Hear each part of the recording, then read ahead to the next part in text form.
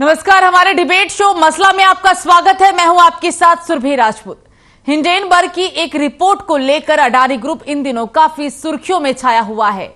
Forensic financial research form Hindenburg research की report की वजह से पिछले 2 कारोबारी सेक्शन में अडानी की सभी संपत्तियों के शेयरों में 19% से लेकर 27% तक की गिरावट देखने को मिली है। वहीं अडानी ग्रुप की 10 लिस्टेड कंपनियों का मार्केट कैप 27 जनवरी को 4 लाख करोड़ रुपए से घटकर 15 लाख करोड़ रुपए रह गया। 27 जनवरी को ग्रुप की 10 लिस्टेड कंपनियों का मार्केट कैप 19 लाख करोड़ घटा है, 19 लाख करोड़ रुपए था। और साथ ही इस बीच पिछले 2 कारोबारी सेशन में benchmark equity index BSE Sensex भी 1647 अंक या 2.70% गिरकर 59,330.90 पर आ गया है। और गौतम अडानी मामले को लेकर अब विपक्षी दल लगातार संसद के दोनों सदनों में हंगामा कर रहे हैं और इस पूरे मामले पर संसदीय कमेटी बनाने की मांग भी कर रहे हैं।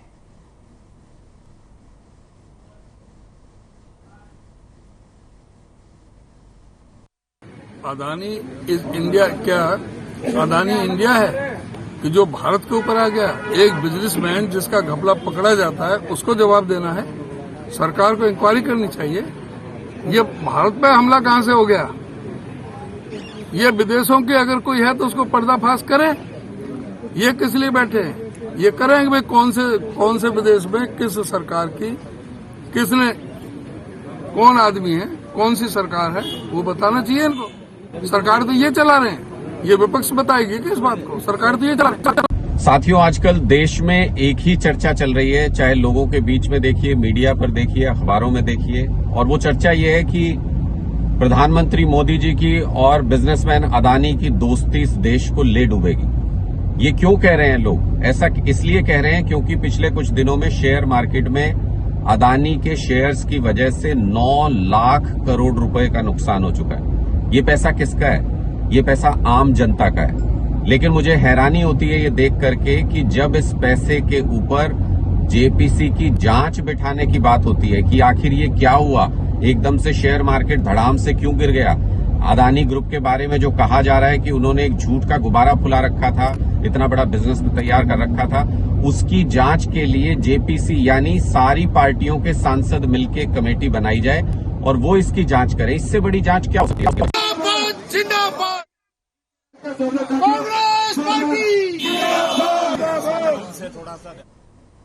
तो अब लगातार तमाम देश में प्रदर्शन का दौर जारी हो गया है और एक बार फिर से आपको बता दें कि इस दौरान कांग्रेस के कार्यकर्ता सड़कों पर उतर आए हैं। सड़क से लेकर संसद तक विरोध प्रदर्शन की तस्वीरें देश के अलग अलग जिलों से, राज्यों से देखने को मिल रही है। जिला कांग्रेस कमेटी भिवानी में भी प्रदर्शन देखने को मिला, करनाल में भी विरोध प्रदर्शन देखने को मिला, उत्तराखंड, यूपी, तमाम जगह पर लगातार अब सरकार के खिलाफ भी नाराजगी देखने को मिल रही है। साफ तौर पर आपको बता दें कि जिस तरीके से हिंडेनबर्ग की रिपोर्ट में इस बात का खुलासा हुआ और उसके बाद से ही कहीं ना कहीं लोगों को उनका पैसा डूबने का भी अब डर सताने लगा है। आपको बता दें कि सभी कंपनियों के शेयरों में 19% से लेकर 27% तक की गिरावट देखने को मिली। वहीं अडानी ग्रुप की 10 लिस्टेड कंपनियों का मार्केट कैप 27 जनवरी को 4 लाख करोड़ घटाकर 15 लाख करोड़ रह गया। वहीं 27 जनवरी को ग्रुप की 10 लिस्टेड कंपनियों का मार्केट कैप 19 लाख करोड़ रुपए था। और इस बीच पिछले 2 कारोबारी सेशन में benchmark equity index BSE Sensex भी 1647 से घटकर काफी गिर चुका है। और गौतम अडानी मामले को लेकर विपक्षी दल लगातार संसद के दोनों सदनों में हंगामा कर रहे हैं और इस पूरे मामले पर अब संसदीय कमेटी बनाने की मांग भी कर रहे हैं। दोनों सदनों में लगातार इस पूरे मामले को लेकर राजनीति तेज हो गई है। एक और आपको बता दें कि विपक्षी पार्टी इस पूरे मामले में कहीं ना कहीं मौजूदा सरकार पर भी गंभीर आरोप लगा रही है। साफ तौर पर कहना है कि मौजूदा सरकार में संरक्षण दिया जा रहा है।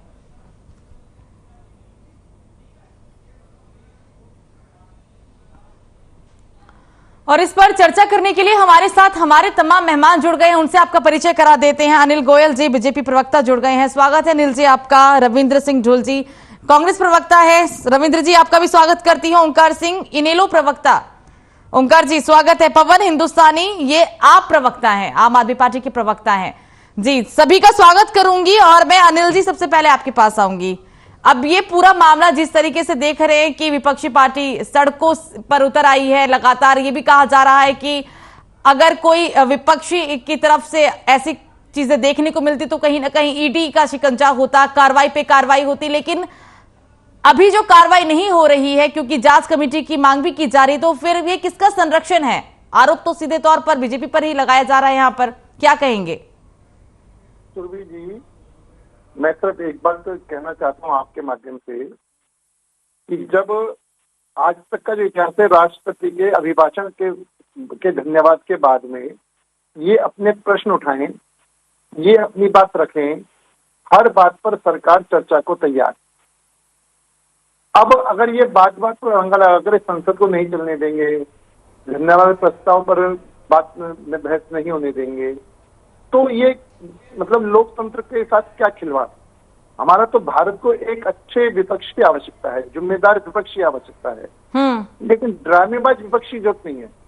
आप जो ड्रामेबाजी करते हो, आप तरह तरह के हथकंडे अपनाते हो, तो सबसे बढ़िया तरीका है कि जब संसद चल रही है, संसद में सरकार इनके साथ हर विषय पर चर्चा करने को तैयार है, हर विषय पर बात करने में तैयार है, तो फिर क्या रीजन है कि ये उसको नहीं होने देना चाहते।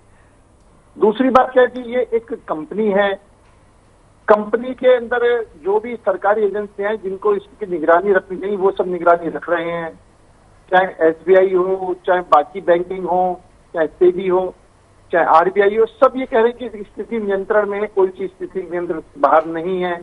एक कंपनी में उतार चढ़ाव आते रहते हैं, कंपनी में ये सब चीज शेयर बाजार उठते गिरते रहते हैं, लेकिन फिर भी अगर विपक्ष को कहीं भी कोई दिक्कत है तो हम हर किस्म की चर्चा के लिए तैयार हैं, हर किस्म के लिए इनके साथ बैठने के लिए तैयार हैं। लेकिन अगर ये समस्या का समाधान ना चाह करके सिर्फ इसको चुनावी मुद्दा बनाना है कि चुनाव तक इसको भेज कर ले जाना है, चुनावी मुद्दा बनाना है, तो उनकी अपनी योजना है, वो अपनी योजना से काम कर रहे हैं। जनता ये भी सब देख रही है कि जब पूरी तरीके से हम हर तरीके से चर्चा को तैयार हैं, हर तरीके पर समय देने को तैयार हैं, हर मुद्दे पर चर्चा के लिए तैयार हैं, तो ये विषय नहीं समझ आ रहा कि लेकिन अनिल जी यहाँ चर्चा क्या करना है? चर्चा तो इस पूरे मामले में कोई मतलब ही नहीं। यहाँ तो जांच कमेटी की बात की जा रही है ना कि आप जांच करवाइए। मुझे एक बता, हर्षद मेहता का कांड भी हुआ था ना कांग्रेस के टाइम में, तो उस टाइम क्या हुआ था भाई? आप मेरा कहने का मतलब ये है कि जो भी काम है वो लोकतंत्र की संसदीय प्रणाली के अनुसार होगा, नहीं होगा, यह कानूनों को हाथ में रख करके काम होगा। हम तो ये कहते हैं जो भी संसद के नियम है, जो संसदीय प्रणाली है, उसके अनुसार ही हम काम करना चाहते हैं और उसके अनुसार ही काम होगा। हम किसी भी चीज से भाग नहीं रहे, किसी भी चीज से मना नहीं कर रहे, और सही मायनों में देश में किसी भी किस्म का खतरा नहीं है, किसी भी किस्म की कोई दिक्कत वाली बात नहीं है। फिर भी हम विपक्ष की बात का ध्यान रखते हैं, विपक्ष का सम्मान करते हैं, विपक्ष का सम्मान करते हैं, और हम चाहते हैं कि धन्यवाद प्रस्ताव के बाद में आप अपनी बात रखें, और अपनी बात रखने बाद में संसद पर जो भी बैठ के फैसला होगा उसको करेंगे। अगर उसके अंदर इनकी डिमांड है या तो जेपीसी बने या सुप्रीम कोर्ट के जज से इसकी जांच हो। अब ये बात ये कह रहे हैं, इसके लिए हम सरकार किसी भी चीज के लिए जब वो संसद में बैठ करके चर्चा के लिए तैयार है तो उसमें जो भी निष्कर्ष निकले उस पर काम करेंगे ना। लेकिन अगर बात ही नहीं करेंगे, बात ही नहीं होना चाहेंगे, हर बात मीडिया ट्रायल से करना चाहेंगे, हर बात धरने प्रदर्शन से करना चाहेंगे, हर बात आगजनी से करना चाहेंगे, तो क्या ये स्वस्थ लोकतंत्र है?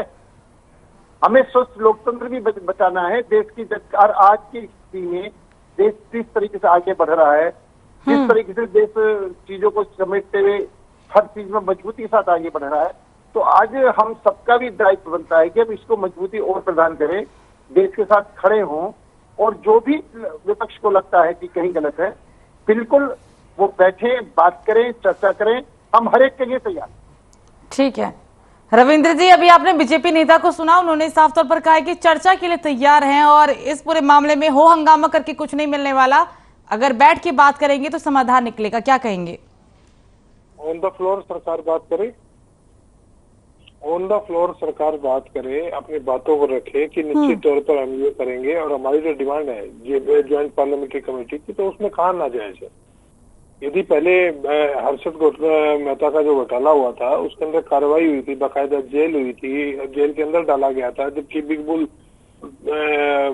थे हर्षद जी, तो उसके बावजूद भी जो है आप समझिए कि जबकि बहुत लोगों को उसका बेनिफिट मिला था, लेकिन गड़बड़ जैसे ही पकड़ में आई, एक समाचार पत्र के थ्रू पकड़ में आई, उसके ऊपर सरकार ने उसके ऊपर एक्शन लेकर के उसके ऊपर कार्रवाई की थी बाकायदा प्रॉपर लेवल पर।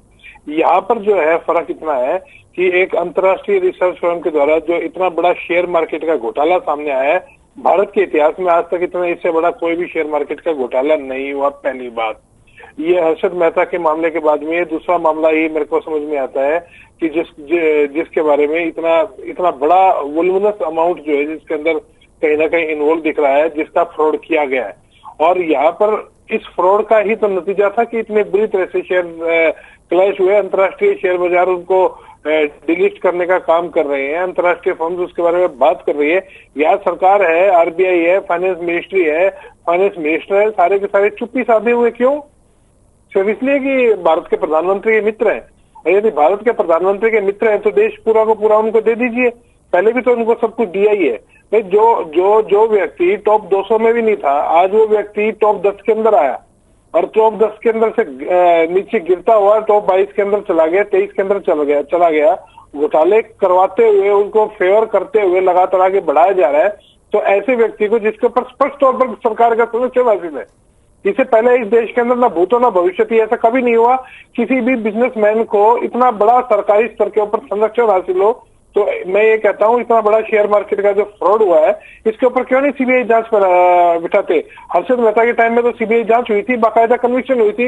आप यदि जिम्मेदार मानती है, सरकार ये कहती है कि हम जिम्मेदार सरकार हैं, भारतीय जनता पार्टी ये मानती है कि हम बिल्कुल सही है, अब देश और प्रदेश के प्रति जो है हम समर्पित हैं, तो समर्पित होते हुए भारतीय जनता पार्टी को अभी तक इस मामले की सीबीआई जांच सौंप देनी चाहिए थी सीबीआई को, क्योंकि इकोनॉमिक ऑफेंसेस का डायरेक्ट अधिकार अख्तियार हासिल है सीबीआई के पास में।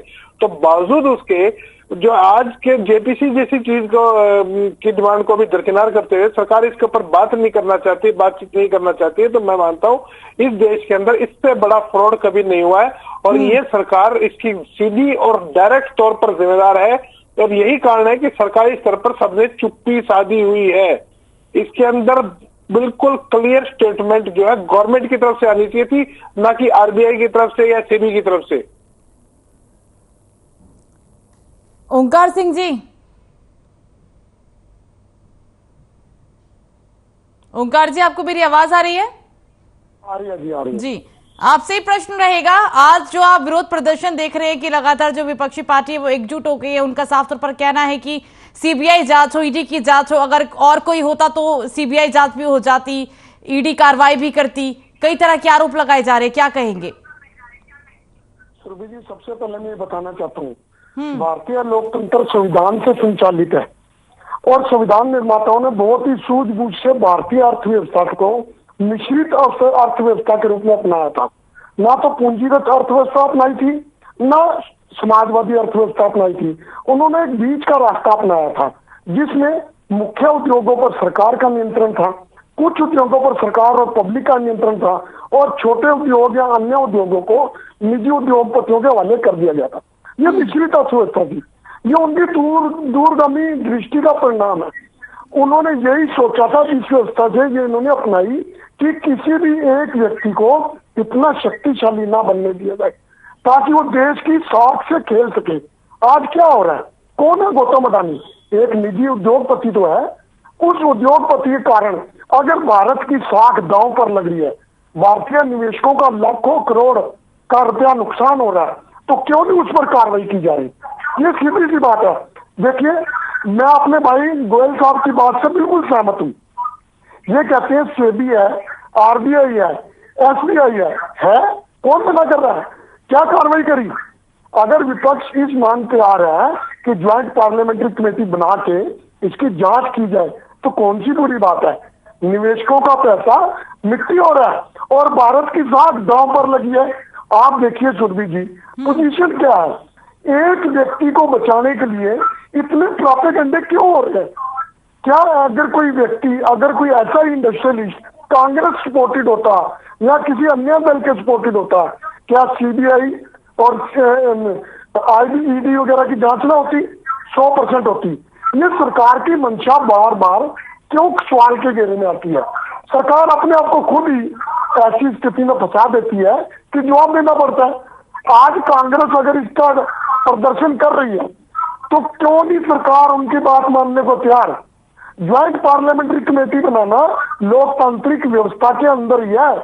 मेरे भाई गोयल साहब कह रहे थे संवैधानिक व्यवस्था के अनुसार कार्रवाई होगी।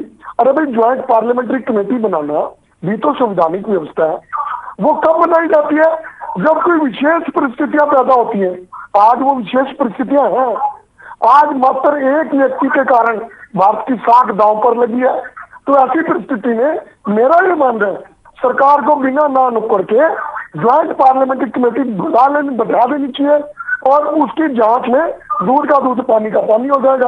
अगर सरकार को गौतम अडानी से कुछ नहीं लेना, मोदी जी को इनसे कुछ नहीं लेना, बीजेपी कार्यकर्ताओं को इनसे कुछ नहीं लेना, तो हिडनबर्ग ने संपत्ति की वैल्यूएशन गौतम अडानी की लगाई है। उन्होंने बताया कि इन्होंने अपनी संपत्तियों को ओवर वैल्यू किया।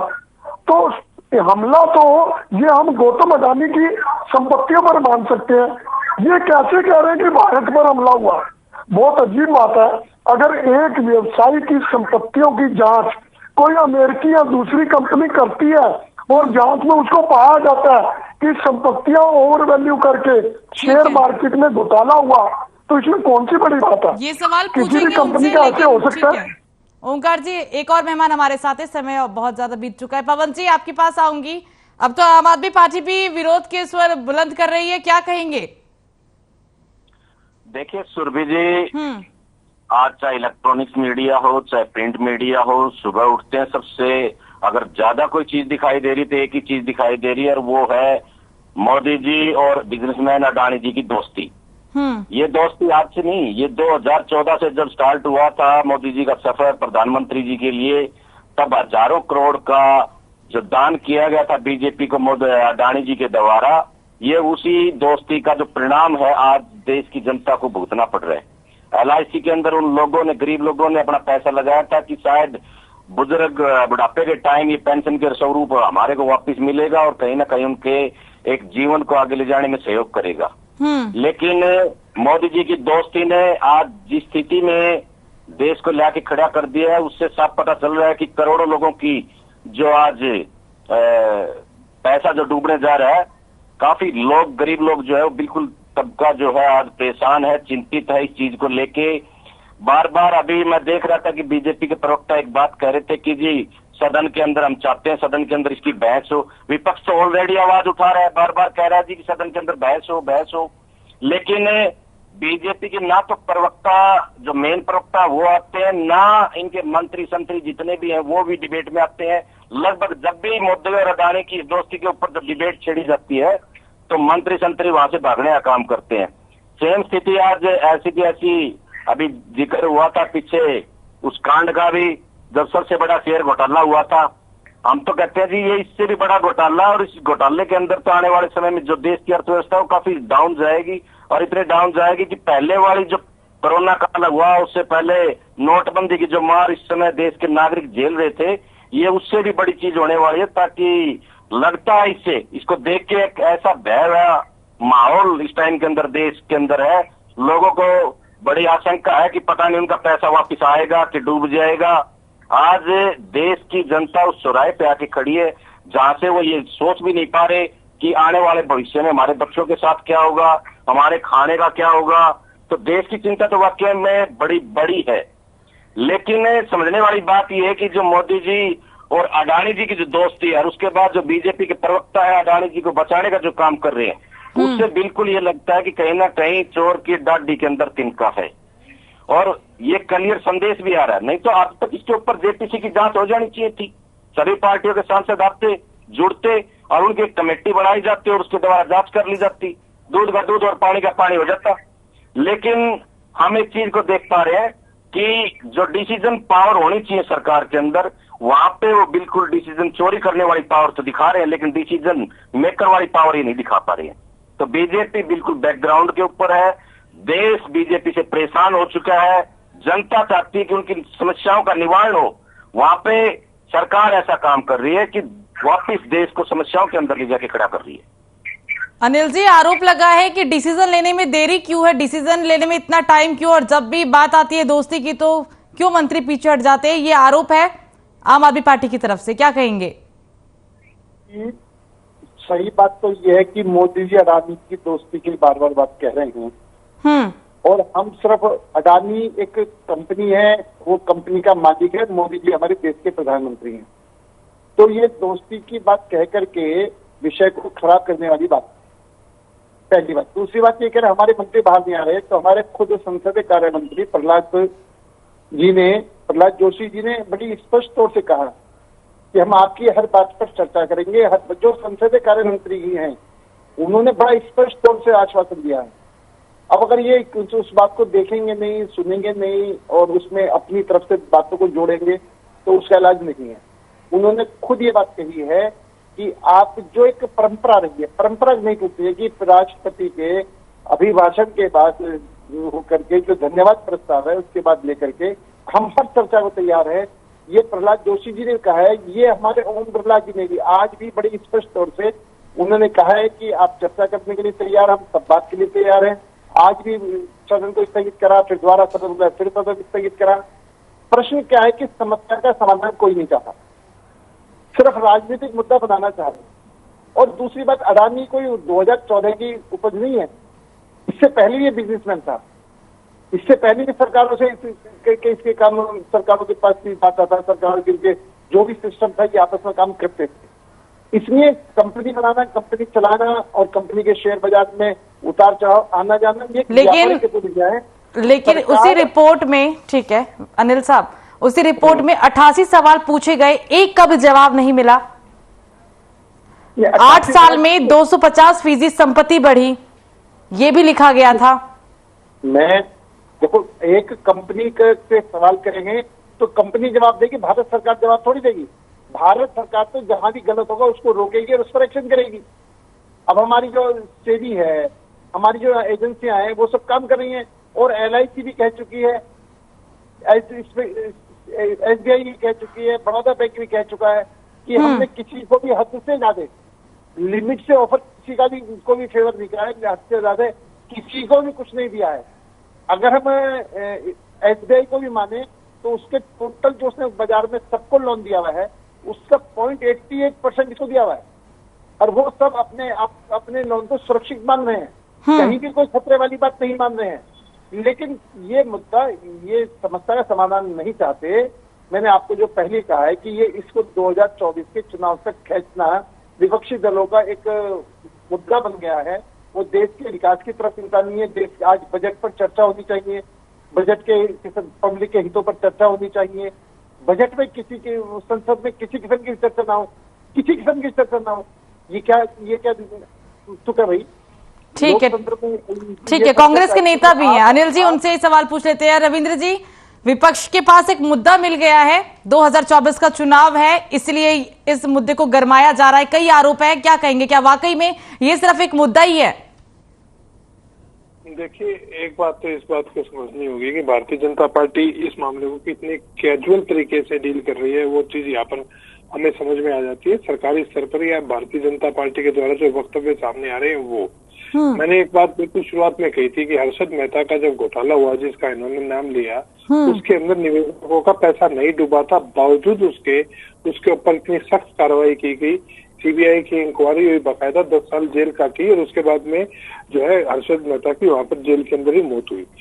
यहाँ पर जब भारतीय जनता पार्टी के राज में इस देश का सबसे बड़ा शेयर मार्केट का घोटाला है, जिसमें 70% तक पैसा जो है निवेशकों का डूबा है, खास करके स्टेट बैंक ऑफ इंडिया और LIC का डूबा है, जो कि सरकारी है और आम जनता का, पब्लिक का पैसा है, तो उस मामले के अंदर भारतीय जनता पार्टी ने अभी तक कोई इंक्वायरी नहीं बिठाई, कोई जांच नहीं बिठाई, कोई जांच नहीं की है, जबकि पूरे विश्व के अंदर इस मामले की चर्चा है। पूरे बड़े बड़े देश इस बारे में बात कर रहे हैं। इतने मतलब आप ये समझिए कि LIC का आधा पैसा जो है, LIC ने जो पैसा वहां पर लगाया अडानी की कंपनियों के अंदर, आधा डूब चुका है। किसका पैसा है? LIC का कोई प्राइवेट फंड नहीं है, पब्लिक का फंड है। हम जैसे लोगों का, आप जैसे लोगों का वहां पर पैसा LIC में जो है जमा है, म्यूचुअल फंड के अंदर जमा है। उसके बाद जाकर के जो LIC ने आगे फर्दर इन्वेस्ट किया है, किसके कहने से इन्वेस्ट किया, कैसे किया, वो डूबा कैसे, और उसकी जो शॉर्ट टर्म सेविंग के द्वारा इतना बड़ा घोटाला इंजाम दिया गया। सेबी की आंख बंद करके बैठा था, सेबी ने आंख के अंदर पट्टी तो तभी बांधी हुई थी, जब भारत सरकार ने आंख के ऊपर पट्टी बांधी हुई है, तो सेबी तो अपने आप बांध करके बैठी है। तो जो प्रधानमंत्री अपनी जिम्मेदारी को छोड़ करके, उनको बड़ा मजा आ रहा था अडानी की जहाज में घूम करके, पहले तो बहुत मजा आता था भारत के प्रधानमंत्री बनने के समय पर। आज बिल्कुल स्पष्ट तौर पर सिंबलाइज किया जा रहा है कि प्रधानमंत्री का हाथ जो है इस देश के सबसे बड़े फ्रॉड उद्योगपति के सिर के ऊपर है, और उस फ्रॉड उद्योगपति को बचाने के लिए पूरी की पूरी सरकार लंबबंद है, इसके अलावा और कुछ नहीं है। तो ऐसे में हम JPC और इंक्वायरी से नीचे बिल्कुल भी नहीं मानेंगे। इनको अच्छा लगे तो अच्छा लगे, बुरा लगे तो बुरा लगे। भारतीय जनता पार्टी इन कंपनियों के लिए बिकाऊ है, विपक्ष बिकाऊ नहीं है। ठीक है रविंद्र जी, पवन जी, ओंकार जी और अनिल जी, आप चारों ही मेहमान हमारे साथ जुड़े। समय कम है, इसलिए इस चर्चा को रात साथ में भी यहाँ समाप्त करना पड़ रहा है। आप चारों ही मेहमान का बहुत बहुत शुक्रिया। तो लगातार आपको बता दें कि विपक्षी दल संसद के दोनों सदनों में हंगामा कर रहे हैं और इस मामले पर अब संसदीय कमेटी बनाने की भी मांग की जा रही है। फिलहाल अभी के लिए मुझे दीजिए इजाजत, नमस्कार।